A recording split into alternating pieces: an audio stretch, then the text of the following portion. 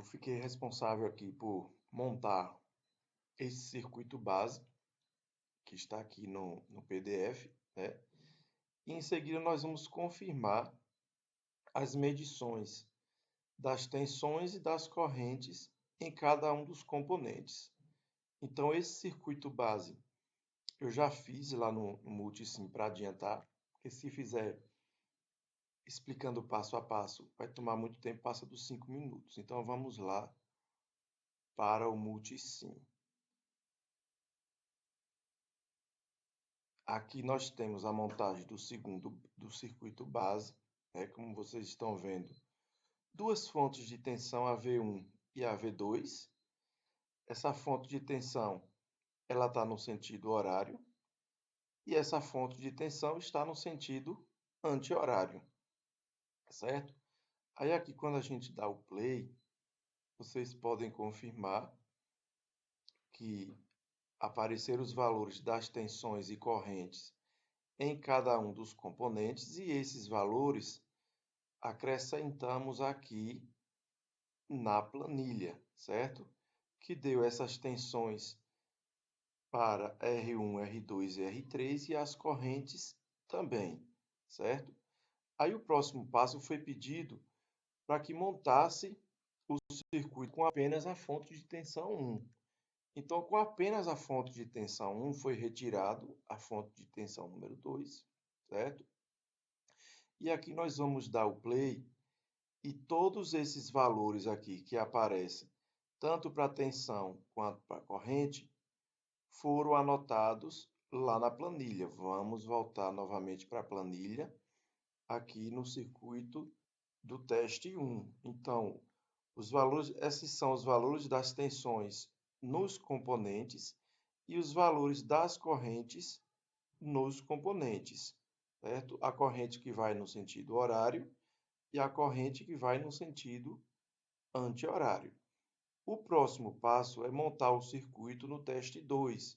Então, eu vou retirar o componente da fonte de tensão número 1 e deixar apenas a fonte de tensão número 2.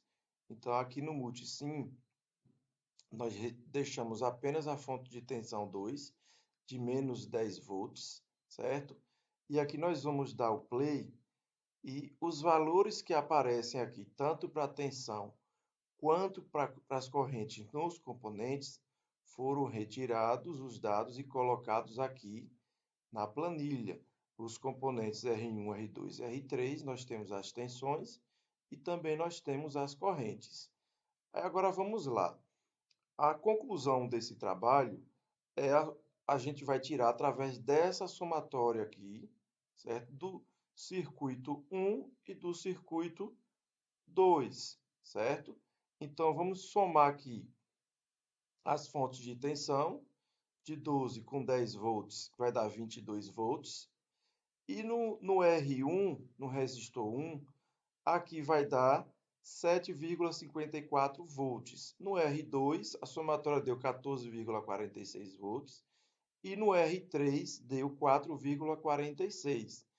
E aí, o que podemos concluir com isso é que esses resultados aqui, certo? Nós vamos comparar com o circuito base. Olha só o circuito base. O R1, deixa eu subir aqui a planilha para ver se dá para a gente ver. Aqui, ó. R1, 7,54 no somatório. Aqui também no circuito base deu 7,54. R2, 14,46. Circuito base, 14,46. E no R3, o somatório deu 4,46. Aqui também no circuito base, a mesma coisa. E aí dá para a gente concluir, galerinha, que é possível confirmar que os valores obtidos no somatório são próximos ou iguais ao do circuito base. E com isso confirma a superposição desse circuito base aqui apresentado, com 3 resistores, certo? E 2 fontes de tensão. Ok? Com isso eu concluo minha apresentação e muito obrigado. E sobre Thevenin, como resolver esse circuito aqui usando Thevenin. Primeiro passo iremos considerar apenas a parte do circuito que você deseja obter um circuito equivalente de Thevenin. Passo 2. Marque os terminais do circuito a ser simplificado. No caso, lá do experimental, pede para a gente remover o R3 e achar os pontos entre eles, que é o 2 e o 0, que no caso aqui é para achar a tensão entre esses pontos. Passo 3. Calcule a resistência de Thevenin, colocando para isso todas as fontes em zero.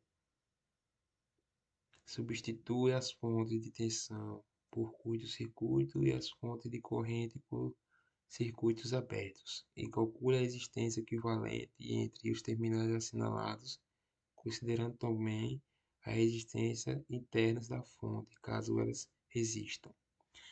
Aqui teremos que dar curto-circuito aqui nas fontes para resolver, para achar a tensão aqui nesses pontos, né? Eu não teria a fonte para já simplificar, porque para facilitar aqui. Passo 4. Calcule a tensão Thevenin considerando todas as fontes do circuito e calcule a tensão entre os pontos marcados, considerando que eles estão abertos sem o RL, que é o R3.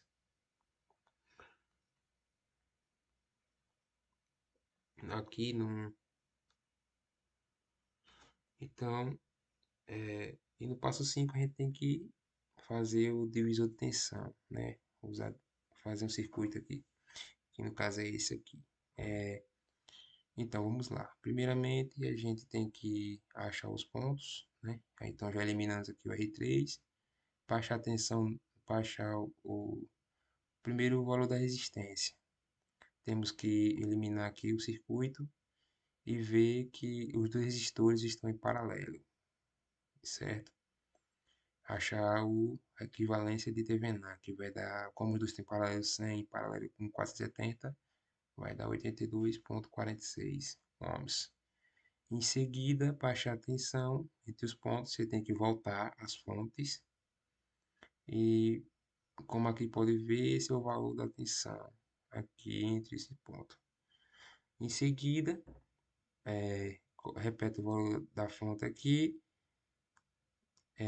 Como a gente achou o RTH, né, que é a resistência Thevenin, volta ao R3 e insere, né, os dois estão em série com a fonte, que o dedo de tensão vai ser essa fonte vezes o resistor dividido pela soma desse mais esse, né? E aí acha os valores. E o valor aqui de corrente é 44,613 mA e o valor aqui da tensão no R3 é 4,4613 volts, né? E aqui com esse circuito podemos achar a corrente e a tensão, certo? Em resistores. E é isso. Concluímos que por Thevenin, por nossa suposição, a gente vai obter os mesmos valores, só com espaços diferentes. Beleza? É isso. Eu irei dar início à resolução do circuito pela teoria de Norton. Bom, primeiramente nós vamos basicamente replicar a parte de Thevenin para que seja mais fácil a compreensão. Eu irei repetir aqui, montarei o nosso circuito colocando nossos resistores e nossas fontes, e em seguida eu colocarei as pontas de prova. Com as pontas de prova nós faremos o teste e nós vamos obter esse valor aqui. Com esse valor aqui, nós podemos basicamente seguir pela teoria Thevenin, que no caso a gente pode colocar aqui sendo 8, no caso 14 volts, e o nosso resistor desse ponto aqui para esse ponto, que fazendo o cálculo aqui nós vamos obter esse valor aqui, sendo 82,46. Então, vamos adicionar um resistor aqui de 82,46 ohms.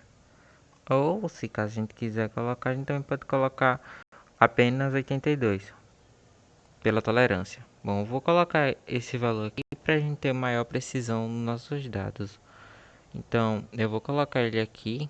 Vou basicamente repetir o que é feito em TVNAM. E em TVNAM a gente faz aqui mais ou menos isso. Pronto, aqui nós temos TVNAM, mas nós não vamos fazer por TVNAM, né? Nós estamos querendo fazer por Norton. Então nós vamos fazer a nossa fonte de tensão ser uma fonte de corrente. Para a gente fazer isso, a gente vai fazer a lei de Ohm, sendo essa nossa resistência e a nossa tensão. Utilizando a lei de Ohm aqui, nesse caso, nós vamos obter a nossa corrente, que no caso a gente vai fazer a tensão dividido pela resistência. Ao fazer isso, nós vamos obter o seguinte resultado, sendo ele 98,71 miliampere. Então, com esse valor aqui, nós vamos simplesmente colocar esse valor aqui, né? Mas agora nós vamos colocar a nossa fonte de corrente, colocando esse valor aqui, sendo ele o que eu acabei de mencionar, 98,71 miliampere. E com isso a gente vai pegar e vamos colocar montar o nosso circuito novamente. Contudo, nós vamos montar esse circuito sendo ele em paralelo, diferentemente do que foi feito em TVNAM. Então vamos aqui fazer em paralelo e em seguida realizar as medições para ver se os valores estão coerentes com o nosso circuito base. E com isso a gente pode confirmar o que a nossa a teoria. Bom, a teoria, no caso, a gente pode confirmá-la fazendo a medição de tensão e a de corrente.